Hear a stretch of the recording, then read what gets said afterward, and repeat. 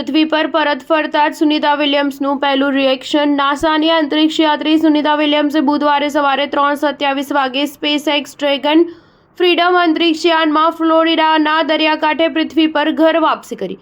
Capsule પાણીમાં પડતાની સાથે જ આ કામગીરીમાં સામેલ અધિકારીઓએ રાહતનો શ્વાસ લીધો હતો। અંતરિક્ષમાંથી સુનિતા વિલિયમ્સ અને બુચ વિલ્મોરને લઈને કેપ્સ્યુલ પૃથ્વી પર પહોંચતાની સાથે જ તેને રિકવરી જહાજ દ્વારા ઉપાડવામાં આવ્યું। ત્યારબાદ હેચ ખોલીને ચારેય અંતરિક્ષ યાત્રીઓને બહાર કાઢવામાં આવ્યા। ક્રૂ 9 કમાન્ડર નિક હેઈ ગ્રાઉન્ડ ક્રૂની મદદથી ડ્રેગન કેપ્સ્યુલમાંથી બહાર નીકળનારા સૌ પ્રથમ હતા।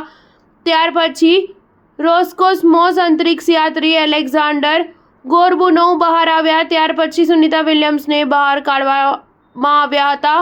કેપ્સ્યુલમાંથી બહાર આવતા સુનિતાએ હાથ લહેરાવ્યો અને સ્મિત કર્યું। તેમના બહાર આવતા જ તેમને પૃથ્વીના ગુરુત્વાકર્ષણનો અનુભવ થયો હતો।